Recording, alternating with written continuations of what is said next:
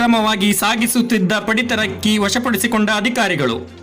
ಅಕ್ರಮವಾಗಿ ಪಡಿತರ ಅಕ್ಕಿ ಸಂಗ್ರಹಿಸಿ ಹೆಚ್ಚಿನ ಬೆಲೆಗೆ ಬೇರೆ ಕಡೆ ಸಾಗಿಸುವವರ ಟಾಟಾ ಎಸ್ ವಾಹನ ವಶಕ್ಕೆ ತೆಗೆದುಕೊಂಡು 4 ಜನರ ಮೇಲೆ ಎಫ್ಐಆರ್ ದಾಖಲು.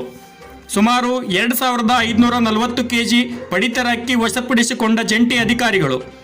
ಇನ್ನು ಕೆಲವು ಜನ ಈ ಅಕ್ರಮ ಪಡಿತರ ಅಕ್ಕಿ ದಂಧೆಯಲ್ಲಿ ಶಾಮೀಲಿದ್ದರೂ ಕೂಡ ಅವರ ಮೇಲೆ ಯಾವುದೇ ತರಹದ ಕಾನೂನು ಕ್ರಮ ಕೈಗೊಂಡಿಲ್ಲ.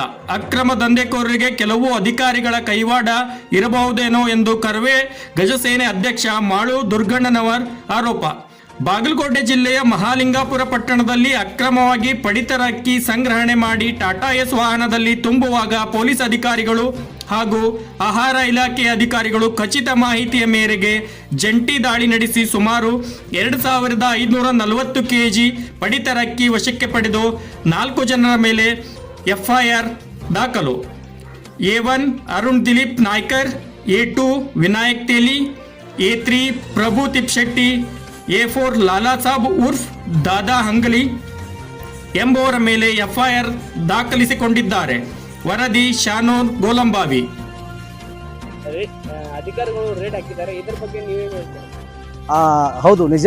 ಮಾಲಿಂಗಪುರ ಪಟ್ಟಣದಲ್ಲಿ ಮೊನ್ನೆ ನಡೆದಂಥ ದಿನಾಂಕ 1/5/2005 ಮಧ್ಯಾಹ್ನ 4 ಗಂಟೆ ಒಂದು ಅಕ್ರಮ ಸರ್ಕಾರಿ ವಿವಿಧ ಯೋಜನೆಯಲ್ಲಿ ಬರುವಂಥ ಸರ್ಕಾರಿ ಅಕ್ಕಿಯ ಗಾಡಿಯನ್ನು ಪೊಲೀಸರು ಮತ್ತು ಸಂಬಂಧಪಟ್ಟ ಇಲಾಖೆಯವರು ಜಂಟಿ ದಾಳಿ ಮಾಡಿದ್ದಾರೆ.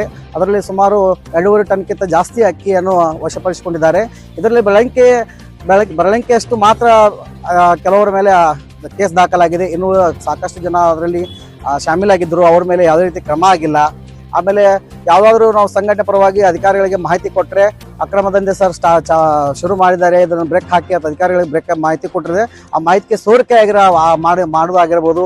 ಇನ್ನು ಸಾಕಷ್ಟು ಅಧಿಕಾರಿಗಳು ಇದರಲ್ಲಿ ಶಾಮೀಲಾಗಿದ್ದಾರಾ ಎಂಬ ಸಂಶಯ ಸಾರ್ವಜನಿಕರಲ್ಲಿ ಕಾಡುತ್ತಾ ಇದೆ. ಅದಕ್ಕೆ ಸಂಬಂಧಪಟ್ಟ ಅಧಿಕಾರಿಗಳು, ಇವರ ಮೇಲಾಧಿಕಾರಿಗಳು ಇಂಥ ದಂಧೆಗಳಿಗೆ, ಅಕ್ರಮ ದಂಧೆ ಆಗಿರ್ಬೋದು, ಇನ್ನು ಯಾವುದೇ ಸರ್ಕಾರಿ ವಿರುದ್ಧ ಕಾರ್ಯಚಟುವಟಿಕೆಗೆ ಬ್ರೇಕ್ ಹಾಕಬೇಕಂತೇಳಿ ಪೊಲೀಸ್ ಇಲಾಖೆ ಮತ್ತು ಆಹಾರ ಇಲಾಖೆ, ಜಂಟಿ ಇಲಾಖೆ ಎಲ್ಲ ಅಧಿಕಾರಿಗಳಿಗೆ, ತಾಲೂಕಾ ದಂಡಾಧಿಕಾರಿಗಳಿಗೆ ನಾವು ಒತ್ತಾಯ ಮಾಡ್ತಾ ಇದ್ದೀವಿ. ನಮ್ಮ K1 ಟಿವಿಯನ್ನು ಸಬ್ಸ್ಕ್ರೈಬ್ ಮಾಡಲು ಕೆಳಗಿರುವ ಬೆಲ್ ಐಕಾನ್ ಮೇಲೆ ಕ್ಲಿಕ್ ಮಾಡಿ, ಲೈಕ್ ಮಾಡಿ, ಶೇರ್ ಮಾಡಿ ಮತ್ತು ಕಮೆಂಟ್ ಮಾಡಿ. ಧನ್ಯವಾದಗಳು.